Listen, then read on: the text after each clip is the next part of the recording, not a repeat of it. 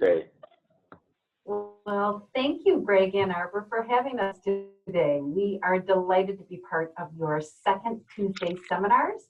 I'm Nikki Perk, the Client Experience Manager, and as a member of Spark Business Works, I'd like to thank you for joining us for today's presentation. For those of you that are new to us, Spark Business Works corporate office is located in the Midwest, and our team works with clients across the country. We've served as leaders in creating, designing technology solutions for hundreds of clients, but our foundation has been built by helping the construction industry. As a matter of fact, over 40% of our projects are with builders. We have delighted clients as their technology partners, and we work with GCs and trades, including mechanical, electrical, excavation, roofing, and more. Although their business operations are unique, the technology solutions are similar. And these solutions include apps, websites, and workflow tools. Because every job is different, every business in construction is different, and we understand this very well. We've helped hundreds of proud Spark clients create and implement their solutions and websites. And we're excited to share that we have been recognized as one of the 20 most promising construction tech solution providers in 2020.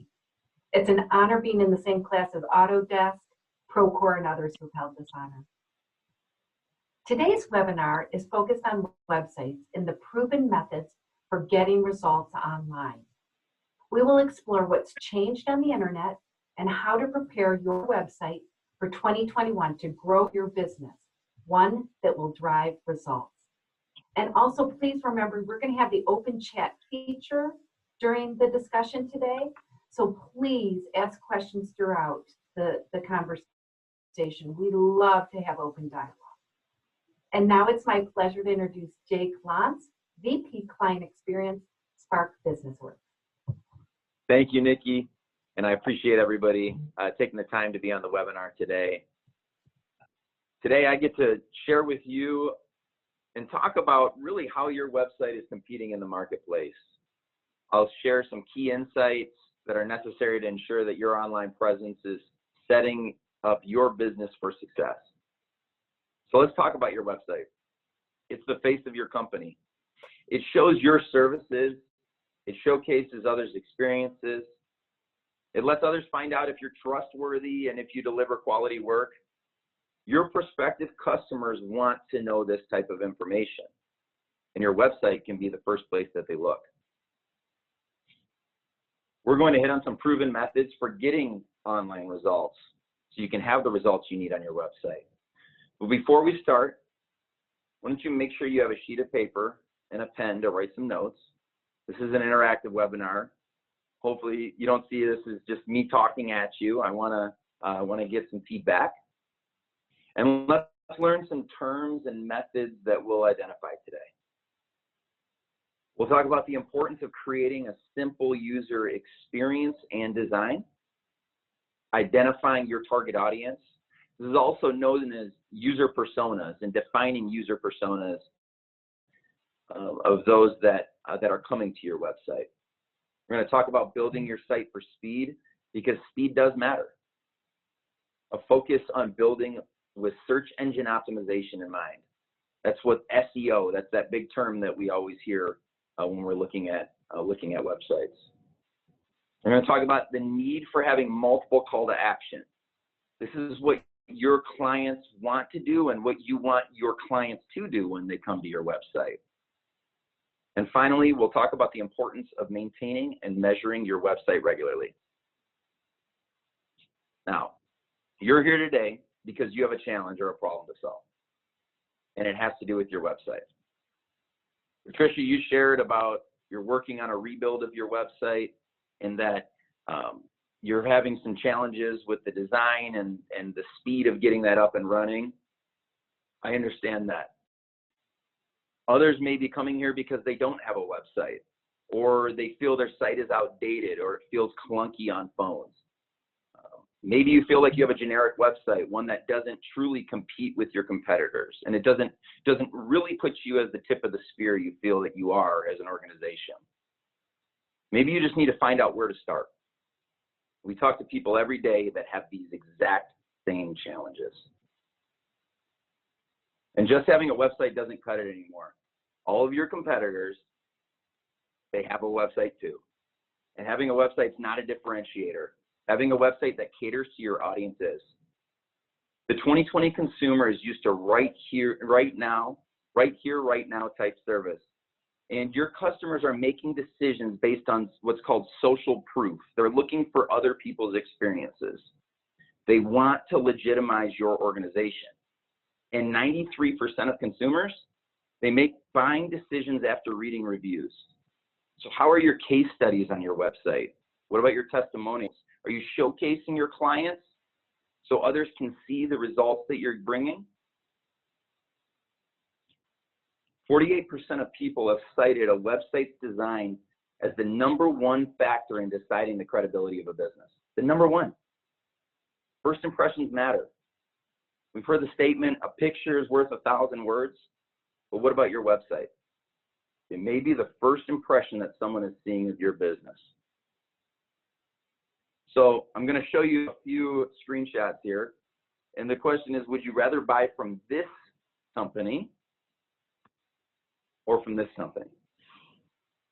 This company or this company? It's the exact same company, just with a revamped look.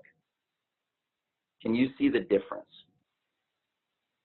There's a fresh new look and feel, and there's quite a few different tactics that we'll talk about today that are tackled with the newer website as we're going through here. 53% of the web traffic came from mobile in 2019. So first off, can your target audience find you on their phone? And second, once they get there, what does it look like? This is what your website could look like on the phone. Your website are looking for a quick way to find information. How does something like this feel? Is there anything that stands out on these screens to anybody here?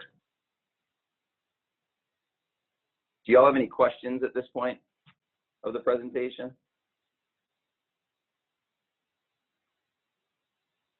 I'm going to take that as a no, keep rolling.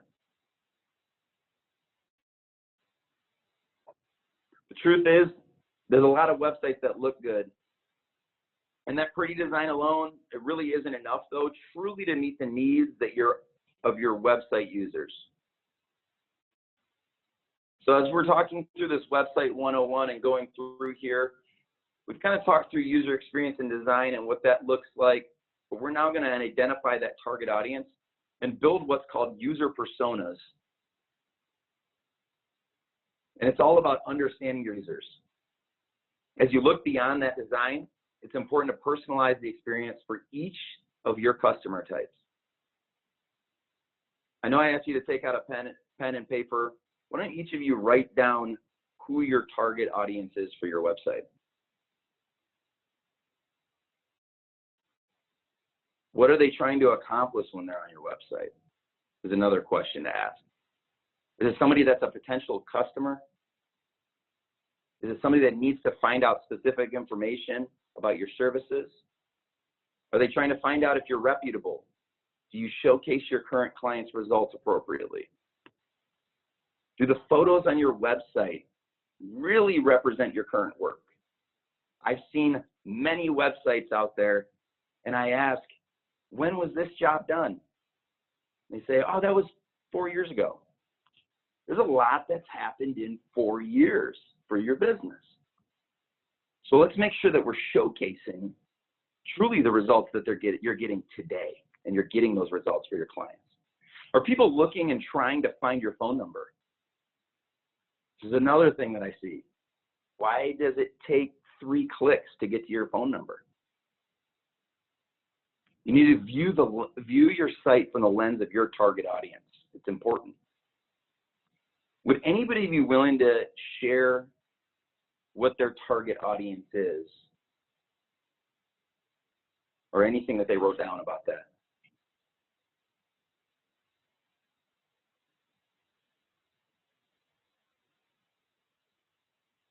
All right.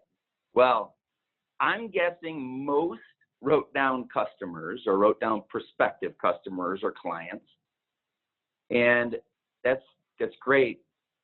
But the reality is customers and just that term can be generic.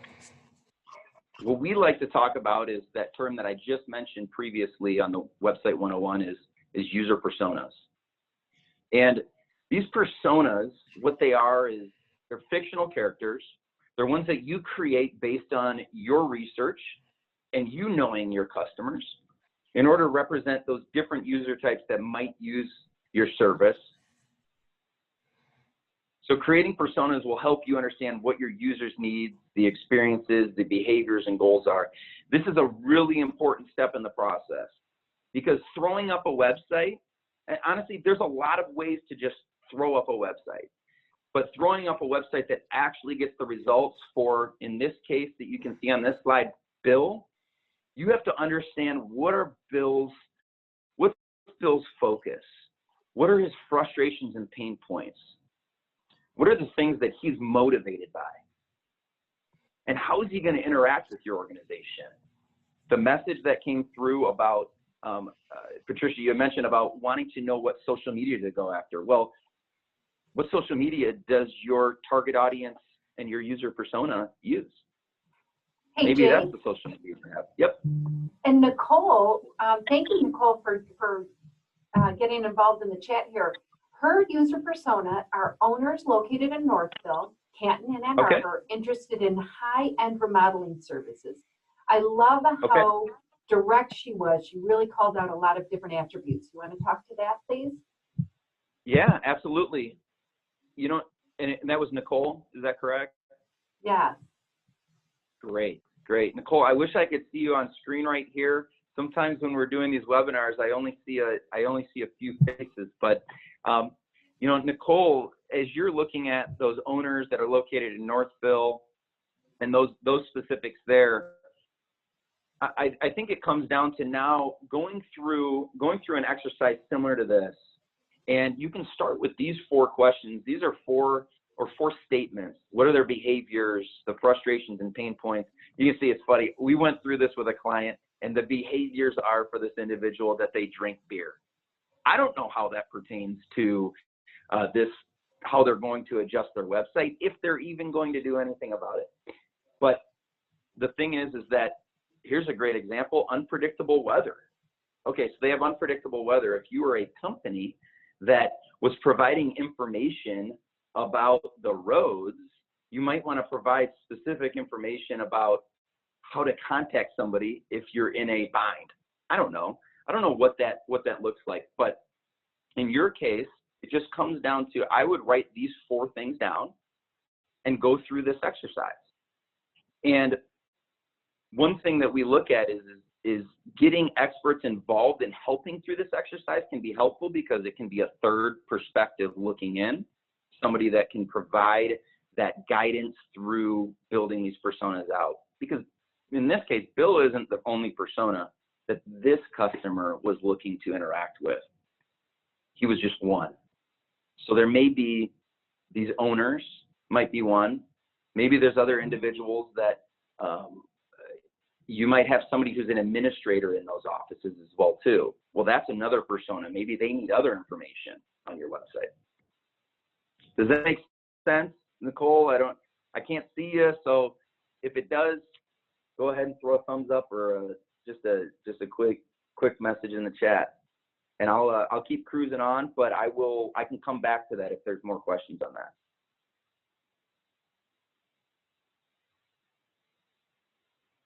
I'm seeing chats coming through. Let me take a peek. Great. Creating those personas really lets you step outside of yourself.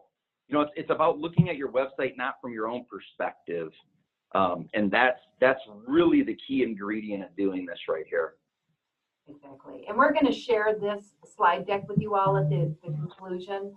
We want to make sure that everybody walks away with some true value points here. So thanks, Jake. Yeah, no problem. So really what it comes down to is what's actually going to happen when you cater to these user personas. And it comes down to, you find clients that actually know that you as a company speak their language, that you're an expert in the field. They can understand that their questions are answered. You become that trusted resource for them. That's that validation that you're an expert. And they want to find out if you're easy to actually connect with. And they want to truly know if they're making a good decision. That's really what it is. When I'm going through Amazon and when I'm searching online to review and find something, which happens often in my house, it is to validate my choice through other people's actions and reviews. It's to validate my choice through other people's actions and reviews. The reality is, as a company, as a builder, as a remodeler, you may not have reviews on something like an Amazon. So you need to give that proof. You need to showcase that proof and find a way to do that through your website. Now, we've went through the first two steps of the Website 101. Now we're going to talk about building your site for speed. And speed really does matter, because 47% of people expect a site to load in 2 seconds or less. And 40% of people will actually they'll leave the website if it takes more than three seconds to load. So 40%, 4 out of 10 people are walking away from your website if it's taking more than 3 seconds to load. Once they're on your website, they're a captive audience. Don't let that go to waste. Don't let it go to waste. Speed really does matter. It's something that we don't want to see the 40% just walk away. Now, questions probably going through your mind is, well, how do I address that? How do I actually make things happen on my website so the speed isn't the 3 seconds, or so I'm not approaching that? And building your website for speed, it really is hard to grasp. Someone needs to be managing this complexity. When I show this information on the screen right here, and you see first contentful paint and first input delay, do you understand how to interpret that information? I know I'm asking kind of a rhetorical question, because it's hard for me to interpret that without getting the experts involved that are going to be working on a website. And the thing is, you don't have to. You build and remodel houses. That's your expertise. So why don't you find a partner that can truly understand that complexity? We're going to, and as I'm going through here now, the next step we're going to talk on is that big acronym SEO, search engine optimization, and really just building your website with that search engine optimization in mind. Google search, they've used more than 200 factors to rank websites, and they're changing as well. They're changing often. And on that first page alone, when you're searching Google, the first 5 organic results account for almost 68% of the clicks. Now, an organic result is a result that wasn't paid for. So you can go to Google and you can pay for ads and you can do that. But an organic result is one that your website's performance is what dictates where it shows up within Google. So how do your customers find you online? If you've done a quick Google search, which maybe you have, maybe you haven't, it'd be interesting to see where you rank. If you chose just some key terms that you believe your customers would be searching, are you showing up in the first 5 results? If not, maybe that's why you're not hitting the results that you want from your website. Check out what your competition looks like. That's actually a really great exercise to go through. Look at your competition. See how they're performing online. What are they doing? Are they always showing up 1 or 2 notches ahead of you on the Google search terms? Maybe they focused on building their website with search engine optimization in mind. That's another, just a key factor to focus on. And then let's talk about your content and your website's call to action. They need to be relevant. Your content, actually, that previous step, that search engine optimization in mind, that actually can be impacted by making sure that you have great content. And let's talk about content first. You need to sell stories that sell. It's the testimonials, it's the case studies. This is that social proof that I keep referring to that people are looking for. The one that's going to help them understand, am I truly making a good decision working with this company? These are the value points that right now you're already talking about outside of your website when you're sitting down with prospective clients, when you're talking about it with family members over the holidays. Listing out your service offerings, this needs to be quick and easy to access on the web and mobile. A lot of folks are trying to find things quickly on their phone, and they need to get there in a rapid way. This goes back to the speed matters. They need to find in less clicks to get to your services. Have you ever thought of content that includes video? Video can capture the essence of what you do. You can let it tell a story. This is a client of ours that had a specific video, and it's very simple to see that they work with aluminum, glass, plastics, those types of things, and it can captivate the audience. Even in that waiting time that we're talking about on the website, if your video loads quickly, it captivates that audience even quicker to be able to stick on the site. Think about being unique in terms of how you display your information and how your users navigate your site. In this case, this company was looking for a way to show their contact and locations without listing out 10 different locations and addresses. So when somebody comes to their site, I know that I want to recycle my company's electronics. I use this drop down to determine where that actual contact is and where that address is. It's a really quick and fun way to display information. It's thinking in a way that people communicate. So can your website save time? Can it save you time? Can it answer frequently asked questions? Do you get calls all the time about specific questions or directions to your location or hours of operation? These are all questions that can be easily just input and shared in a quick manner on your website. Maybe that's something you can do. Maybe as a company, you're able to include a price calculator or estimator or something that client can go through to help build out. They're building now their case if they can buy from you. And let's talk about call to action. So I hit on content. Content is important. Call to actions, and what I believe is one of the most important aspects of your website, because you have a captive audience, an interested buyer. You need to make your call to action easy to find. Call to actions are clickable links or buttons. It's really the thing that you want to drive your client to do, or your client is driving themselves to do, finding your contact information, finding those types of things. Maybe you're trying to drive your client to request a quote, contact us, do something that's going to lead to that next step in if it's your sales process. I know I've used your target audience as customers. Maybe that's what that is. You need to make it easy to find. It should be visible on multiple spots on your pages. This is a key step. I feel over the past year when I've spoke with multiple groups that it keeps coming up. We need to have more call to actions. We don't have call to actions. We focused on having an about us, a contact, services, and it's become more of almost this online brochure. But the reality is a captive audience for an online brochure needs something to do afterwards for you to get the results that you need. And I've hit on this with the call to actions. They may want to schedule an appointment, make a call. Your website needs to be action oriented.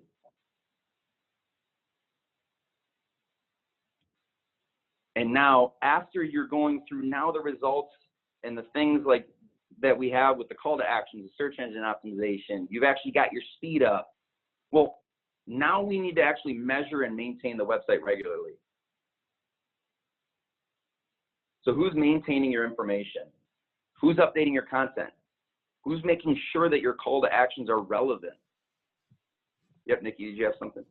I just wanted to say, any other questions here that so far we've covered some new terms maybe for some of you, and just wanted to make sure that everyone's very clear on some of these main points. Any questions? And just drop them in the chat. Thank you. You're great. I'd love to hear questions. If anybody has questions, we can go all day at questions and those types of things. Call to actions was actually it's a newer term for a lot that, you know, and you'll see, we've all seen SEO. It's been kind of the talking point, it seems like, for the past 10 plus years now. CTA, the call to actions, it's newer, and it's just really that actionable step. It's that piece that's important to help drive your customers forward in the process. So the question is who's maintaining that information and making sure it's still relevant? Who's ensuring there's no bugs on your site? We've all heard the stories about a website that gets hacked, and it usually does not have the language that you want to represent your company. I know that's like that worst case scenario that can happen, but who's actually going to go fix it if it does happen? Who's keeping an eye on your website analytics? So there are tools out there, and free tools, Google Analytics, that can be implemented into your website, and it can track what your target audience and what your audience is doing. Are they clicking on this page and then moving over to here?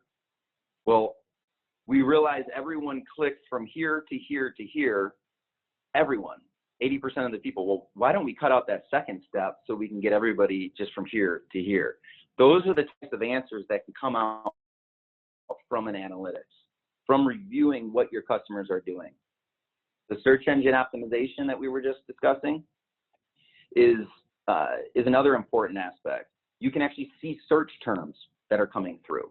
You can see how are people actually ending up on your website. Are they searching for companies that are remodelers in the area? Are you seeing owners in Northville specifically? Northville building remodeling. Is that what's leading to your website? There's content changes and things that can be done that can actually help drive those results better as well. See something in the chat. Would a CTA be say, click on a tab, say as free gift? Yes, yes, correct. So there are different things you can actually try, and you can play with this language. And by having things like analytics set up on your website, you can see what types of results you got when you changed it from free gift to free estimate or request an estimate. There's strategic ways, sorry, my computer almost fell. Strategic ways to actually put multiple buttons on a page that have different language to find out which one leads the customer to that step. And it's all going to the same spot. But yes, that is exactly what a CTA is.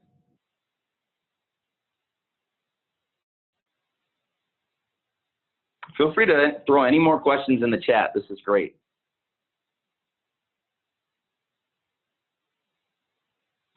For your website to stay relevant, someone needs to be maintaining that presence on the web. So we actually have some new tools that you can take some action today, and that's really when the question happens, where do I even start? What do I need to do to put some of these key terms, this website 101, these teachings that I'm getting, what do I do to put these into play for my business? Number one, you can perform actually a website audit. An audit's going to help you determine what truly your strengths and weaknesses are on your website. Lets you look at some SEO analytics and cover any technical issues you may have. And then it also lets you look at the user experiences. We have a free audit on our website that you're able to go through when you click through there to Spark Websites. Again, we'll share this after for you to be able to have these links so you can quickly get to them.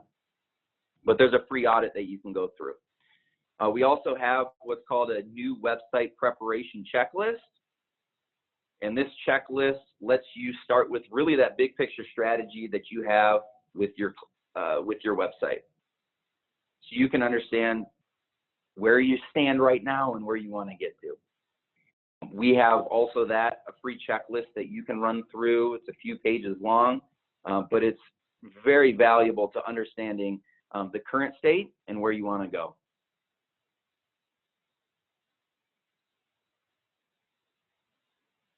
Now, we've went through the 6 points that I mentioned in the website 101.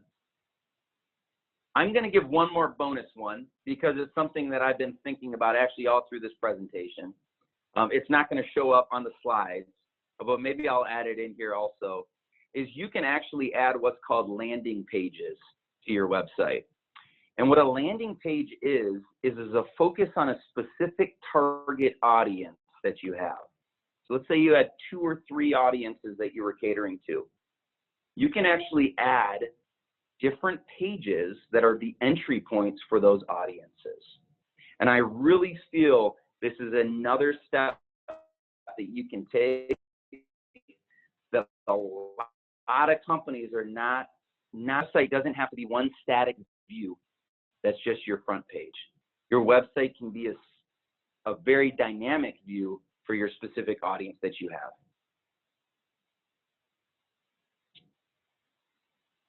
As we're going through here, we mentioned a lot about websites. As an expert from that standpoint, we also work on the workflows, and I know that Nikki was talking about that as well too, and helping companies work with the things like their whiteboards. I got a huge whiteboard over here, or their spreadsheets, or really whatever it is they're doing right now that's a manual process. We help them get through those workflows and go from there. Can you speak a bit more on how, here's the question that just came in. Can you speak a bit more on how landing pages work and maybe an example for a home builder? Sure. So a landing page, I know I jumped on a path that I knew I should have had some slides ready for you, but here's what I do know. Is it safe to say that somebody who is remodeling and somebody who is building brand new might be a different target audience? Is that safe to say? Okay, I can't hear anybody, but I'm okay. So a landing page may be a specific landing page for your new builds, and a specific landing page for those that are remodeling. They might want different information. And it's always a challenge when it's just one website. When you're thinking of it in just the lens of one audience that's viewing it, it's a challenge to make sure all the information is displayed without overwhelming the individual that's on the other end. So a landing page allows you to present information that is relevant specifically to the individual that's remodeling without getting them bombarded with the information that's there for the new builders. So your pricing calculator that you have on there might be different than the pricing calculator that's on for the new build. Does that help, Katie?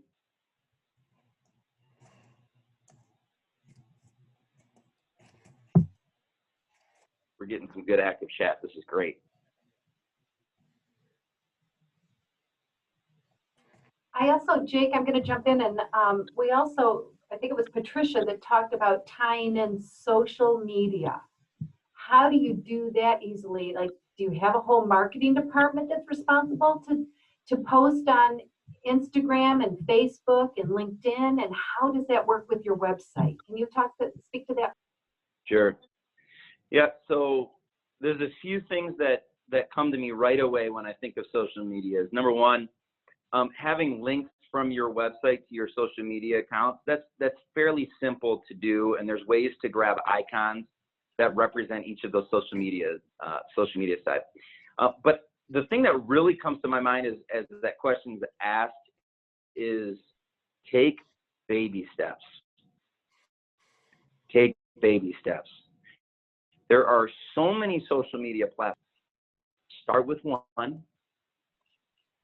Start seeing how this all works. If this is all brand new to you, start looking at what some of maybe the top companies in your industry are doing on that type of social media platform. So at Spark, LinkedIn is when I say primary, it's the only social media that we focus on right now, because business professionals and owners and the individuals that really are our target audience is on that platform. So think about the platform that your target audience is on. I would say start there. If you have somebody in-house that's amazing at video, then you might have an upper hand to go and doing something like YouTube. If you don't, you need to find somebody outside of your organization to go and help you with that, and a partner to be able to do that. The social media side, it's a lot to grasp. It's a lot to take in. But again, it's baby steps. It's saying, as an organization, we are going to post every day or every week. Set a plan for yourself, and then see what types of results are there. It takes time to build a following. We just hit over 1,000 followers on LinkedIn, and that's because we've been very intentional and focused on our LinkedIn presence. We've also made it part of our culture. So it's another thing to think about with your organization. So get your teammates on there. Because one of the things that people are not looking for is to always be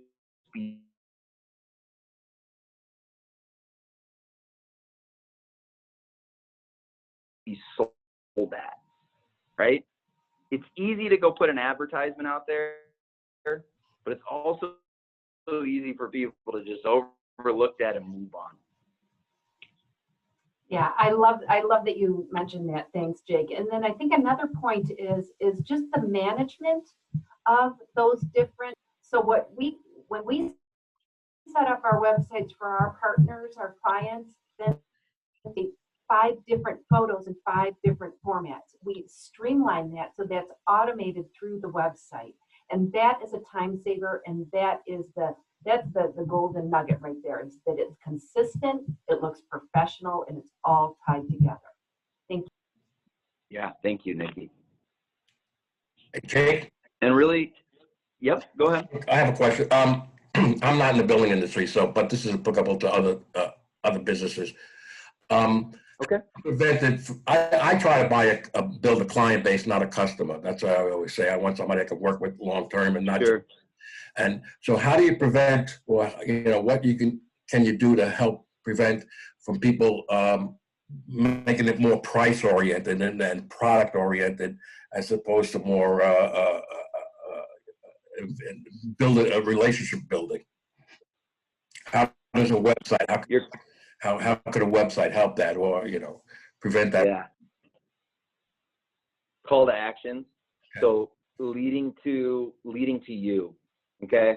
Your business, if you know that relationships, and we speak, our clients are partners to us. That's how we look at that as well. So I totally understand this question, because making a decision online for me and buying on Amazon, I can read reviews. I don't need to talk to somebody. I just need the reviews. I need them quick. I need them easy. And I need to know it's a 4 or 5 star product, and I'm going to buy it. Mm-hmm. For you, Ralph, you're like, wait. I want them to see that, but this is also a bigger purchase. This isn't a small purchase for somebody. And what I want to do is really be that trusted expert. Mm-hmm. And your website is just helping prove that out for you, right? Prove that out for your customers. And that call to action, when I say that, let me give you an example of a call to action that we use. I'm just using on our personal website. If you come on our site, you'll be able to go click and say, I have an idea I want to pursue. That idea sends a email. It's all about who receives this. So Ralph, you're going to be the one who actually receives this notification that this individual clicked there. And when they click there, in our case, the way we've done this, we've added our personal calendars on there that individuals can book meetings directly with us. Mhm. And we have had great results with that. And they see they'll see my face, or they'll see one of our partners' faces over here, and they see that. And the call to action leads. And we use actually teammates on our team, on our website. If you go on there, I get a notification when a chat comes through. And we rotate that through different individuals. And then we make sure that people are getting to a face quicker, because a website is great, but ultimately it's the call to action that is that action-oriented piece that will lead to the results we're looking for. Because we can share a ton of information on the web. The reality is you're looking to go and build partnerships and clients and that side. How do you get them to that? Yeah. So an app becomes very much more important, because they can go to your website, but I'm not going to be on the computer 24 hours, 24/7. Right. Totally get that. So the chat in that case, that's a strategy that we have as an organization. It's not a strategy for every company, but we've also implemented our chat to contact us through means that we are on 24/7. I have my phone usually almost every time of day. It's by me, and it notifies me on here, and I can respond through a method like that rather than me sitting on the website in a chat. There's a lot of technologies out there now that can allow you to do that. I'm sorry, excuse me. Would you set business hours for that chat availability? You can, yeah. Yeah, a lot of websites do. It's your business. Yeah, it's your business and how you do that. You can run your website the same way that you run your business. You choose your hours. And then you choose your availability. If you want it to go right to your phone, we'll help you set that up so that you get that phone call and you make that personal connection from the very first call to action. That you're getting Ralph here. I'm the owner and I'm looking for partners. Great, thanks. Great point. Yeah, and the other neat thing, so you can turn on, like, I know we're going on this chat route, but the thing is we can turn our chat on and off, and the chat will still then send us. And willing to wait for that response, it's no problem. Does that answer everyone's questions there? Yes. Thanks for jumping in there, Ralph. That's a great one. And, the question that always comes up from the website side of things is, okay, there's all these new things, these new methods, new ways, and I invested all this money, whether it was 3 years ago, 5 years ago, 10 years ago, to build out your last website. And the reality is the website's likely fizzled out because technology has changed and grown so much, and there's so many more new content tools and ways to interact. It's the same reason why companies change their marketing plan and direction on a consistent basis. We don't see the same Taco Bell ads from the 90s in 2020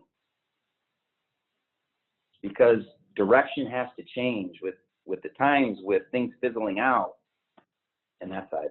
Did anybody see the new Rite Aids look recently? Has anybody seen that? No. You haven't seen it? Okay. I'm going to of a company that has completely revamped a logo and a look.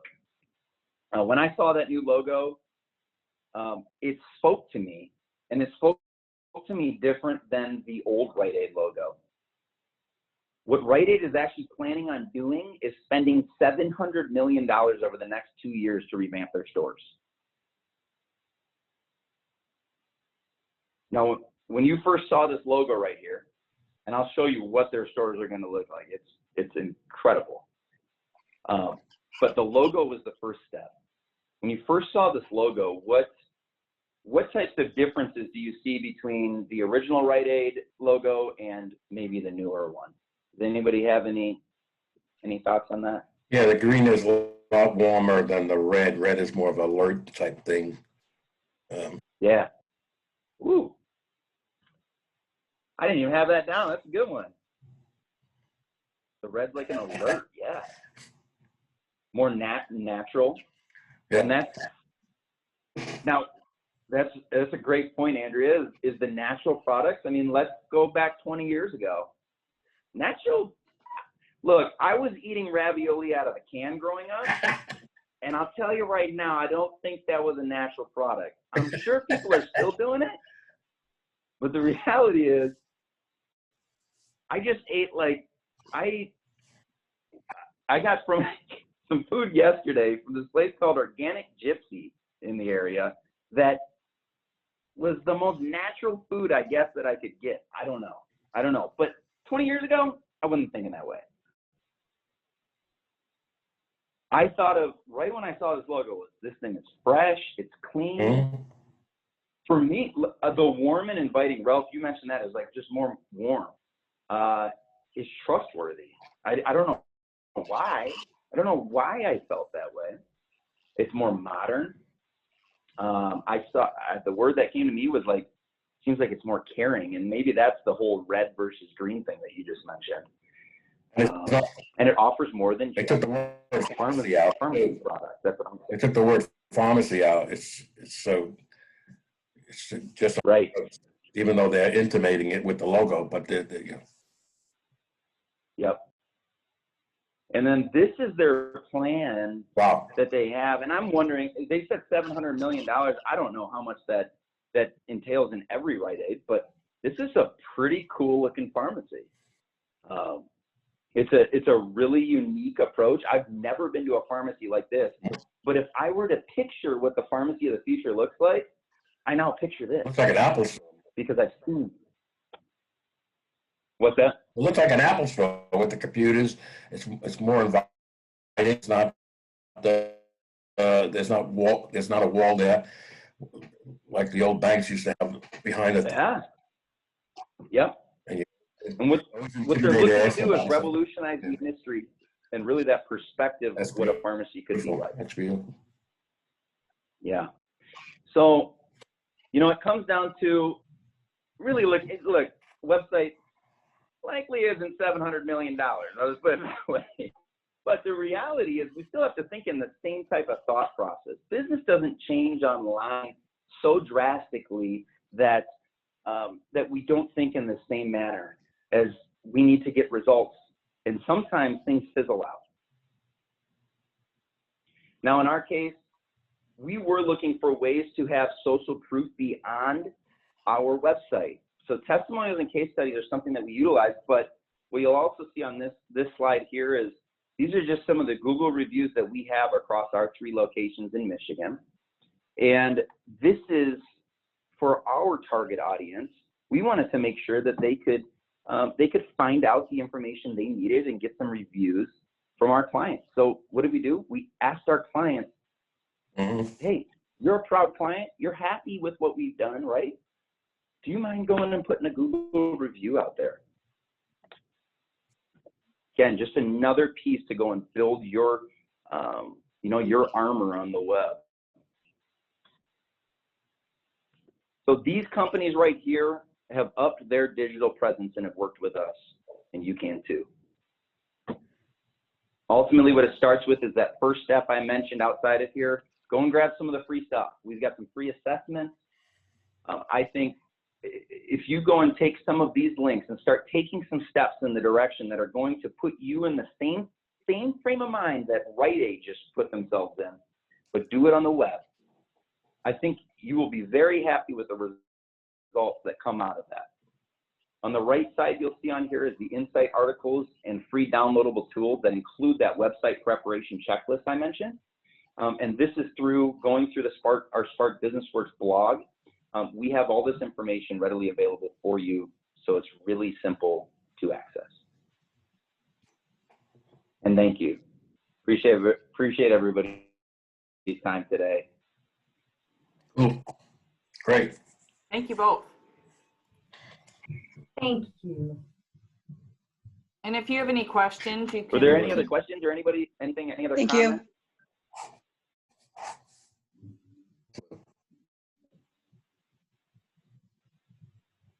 Outside of that, I would love to meet you all in person at some point once things slow down in this side with COVID. And I just am very grateful to be able to just present and share this information today. How many folks feel like they got something out of today that's on the screen? Great. Thank you. Good deal. Excellent. Well, thank you very much. Andrea, we'll make sure that we have this slide deck for you. And if there's anything else that you need from us, just let us know. Okay, yep, just send Thank it to you, me. Greg, again for having us. Yeah, thank you. It's so nice to meet you all through this Zoom opportunity today. Again, we're available. I'm Nikki Jake from Spark Business Works. Thank you again, Andrea. We appreciate your partnership. Thank you so much, Have a lovely guys. day all. Yep, have a great Thank you. rest of the week. Yep, bye-bye. Bye-bye.